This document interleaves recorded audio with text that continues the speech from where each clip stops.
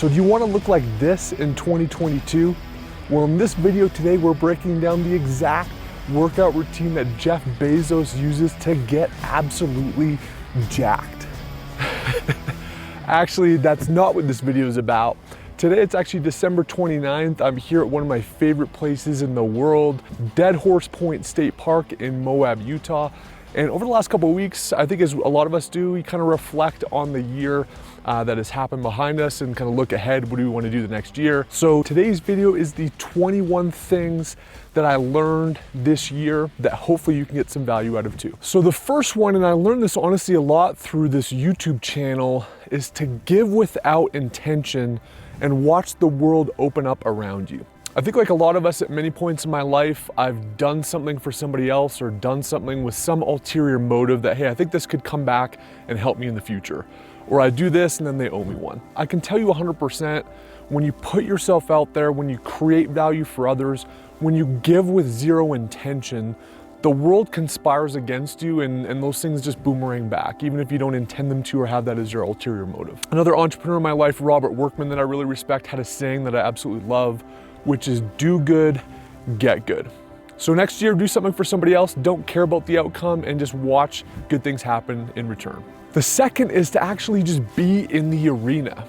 So much of life, success, getting the things that you want is literally just showing up, taking action, and doing those little things that other people aren't willing to do. There's an absolutely amazing quote by Roosevelt called "The Man in the Arena." I'm just gonna read that off here. It is not the critic who counts, not the man who points out how the strong man stumbles or where the doer of deeds could have done them better. The credit belongs to the man that's actually in the arena, whose face is marred in dust and sweat and blood, who strives valiantly, who errs, who comes short again and again, because there is no effort without error and shortcoming. But who does actually strive to do the deeds, who knows great enthusiasms, the great devotions, who spends himself in a worthy cause, who at the best knows in the end the triumph of high achievement, and who at the worst, if he fails, at least fails while daring greatly, so that his place shall never be with those cold and timid souls who never know victory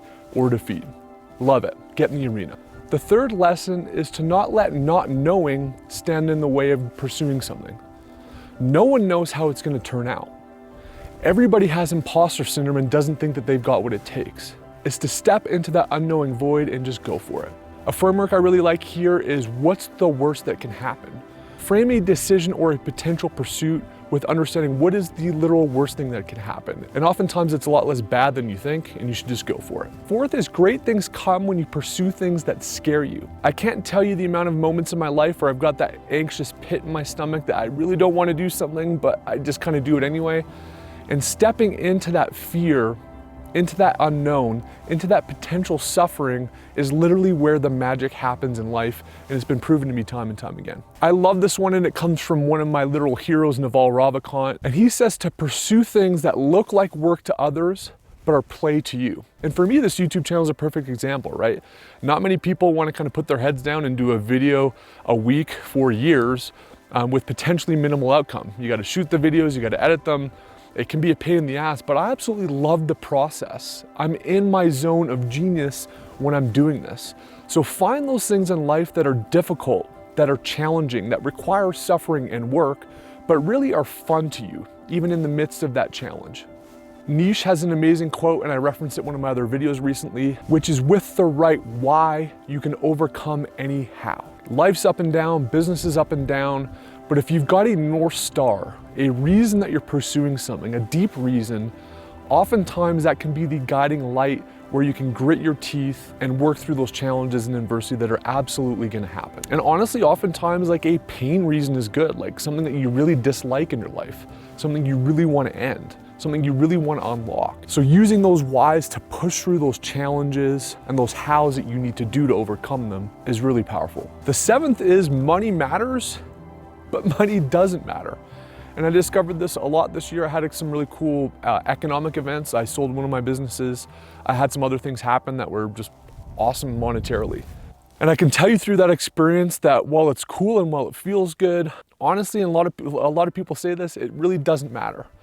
So think of money as an enabler, a tool that lets you do the things that you need to do to live the life that you want. I'm not saying that money doesn't matter and you need to go broke. Obviously, you've got bills to pay, you've got mortgages or rent, you've got to keep your family with health insurance. Like, there's a bare minimum standard of cash flow that is absolutely required to be comfortable, and the stress and discomfort of not having money is crippling.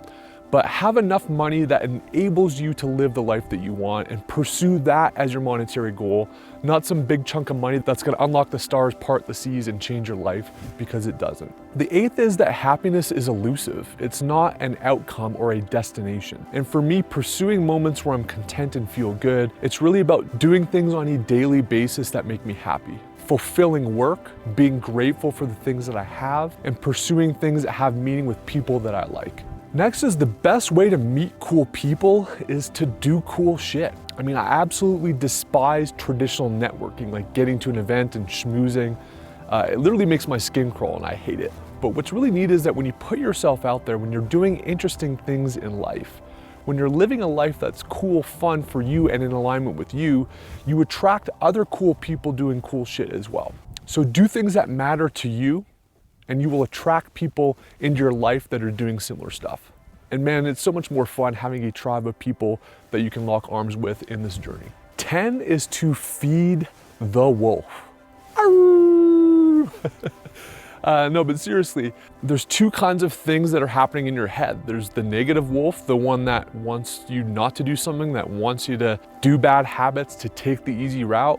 And then there's the positive wolf, that is really the one that wants to chase things that matter in life. And the wolf that you feed is the outcomes that you're going to reap. So if you feed the bad wolf, the negative wolf, the one in your head that you shouldn't follow, guess what the outcome's gonna be? But if you pursue the harder path and the positive wolf, that's going to be the path to the things that you want. So feed the wolf, but more importantly, choose the wolf that you're gonna feed. 11th is get outside. And I can't say enough how important this has been for me. The days that I get out, walk, bike, ski, whatever the activity is, I'm just happier. And most problems in life can be solved by a long 30 to 45 minute walk outside with your thoughts. Being out in nature, I think, is what we're meant to be as humans. And when we deprive ourselves of that, I feel like it restricts a lot of the other things in life that should happen. 12th is not to let others define your life or your success. Honestly and truly, there's probably a handful of people in your life that really care about you. It's sad to say.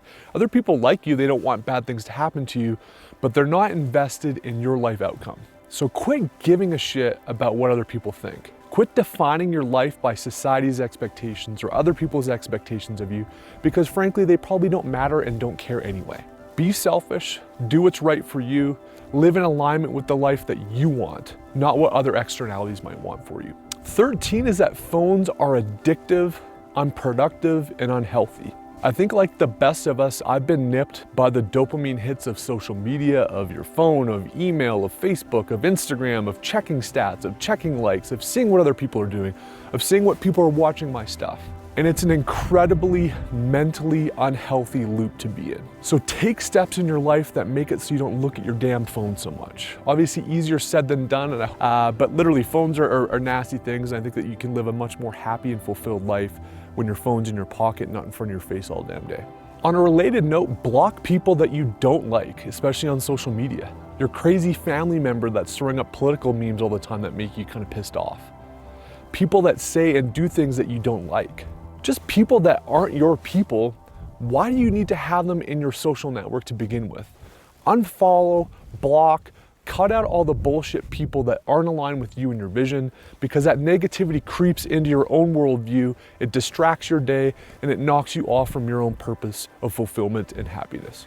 15 is that everything compounds. Those little incremental things that you do over a long enough timeline don't have an impact on a linear plane. It's literally like flat, flat, flat, and then it just all of a sudden spikes. So those little things, even though you can't see them in front of your face on an incremental daily basis, really do add up. So focus on those things that you can do today, this week, this month, this year, that will snowball into something really special over time and that compound into something beyond your wildest imagination. And on a related note, leverage is everything. This is time, money, people. Focus on those high value things that when you put in one amount of effort, one amount of money, one dedication to a person or team that has a tremendous scalable benefit beyond what you can achieve on your own. I think we live our lives so much in this nothingness of unimportant things and work. It feels like work. Email feels like you're doing something. Being in a meeting feels like you're doing something. Watching a YouTube video maybe feels like you're doing something, but you're not doing those high leverage tasks that can really have outsized outcomes for you, your business, and your life. 17 is to be impatient with action, but patient with results. And man, this formula is really everything. I think a lot of people pursue something, they have that dopamine hit, they're motivated, they chase something, and then inevitably you don't see results right away and things don't happen and you go back down to, well, crap, I don't want to do that anymore. Chip away at things on a long enough timeline. Do things that are outcome independent, but do those actions, those things that other people aren't willing to do, and that's where the rewards, impact, and growth happens. Number 18 is just a saying that has been a guiding light for my life the last couple years, which is why not me? I think we all have imposter syndrome. We all think that we're probably not good enough. We all question whether or not we have what it takes. But if you look around you at people that have been successful, that have achieved things in life, business, etc., guess what? They're a human being too. They're not this elusive person that's figured everything out. They were scared. They didn't know what the outcome was going to be. They didn't think that they had what it took. But ask yourself, why not me? And go fucking do it. 19, and again, another lesson from this YouTube is to crystallize your ideas, share them publicly. Maybe that's writing, maybe that's doing a LinkedIn or Facebook post or Instagram post. Maybe it's doing a short form video. Maybe it's doing a long form video like this. Maybe it's teaching somebody else something that you know. But when you've got to think about how to communicate an idea, a thought, a process, it really makes you critically analyze your own thought process and is it correct? And you have a new critical lens for your ideas and views on the world, and it can actually inform you to make those ideas better. So put yourself and your ideas out there and they will be better as a result. So 20 is how you do something matters as much or more than what you actually do. Especially in this business context, we always see people flashing screenshots of performance and numbers and all this stuff. The outcome is what really matters. And while that's part of it, that's something that's part of what makes pursuing goals and achievement and progress in life fun, it's actually what you do between the lines that matters. It's how you treat people. It's your ethics and morals. It's the value system that you uphold, especially when it's difficult.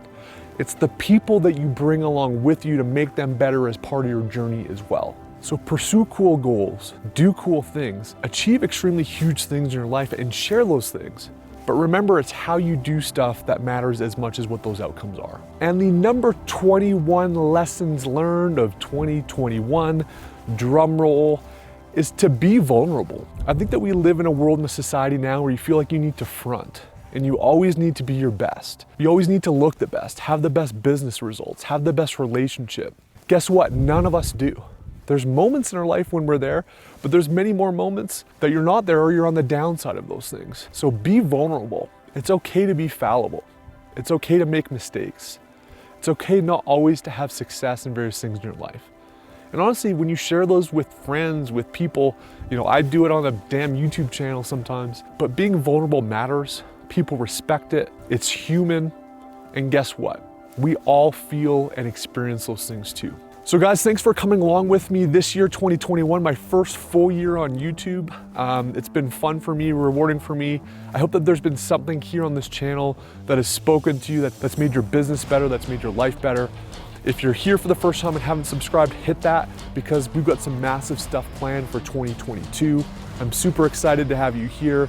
I'm humbled that you watch my content. I'm humbled that you like it, that you comment, but more importantly, that you let these little nuggets that work for you implement into your own life and business and have positive outcomes. So until next time, cheers.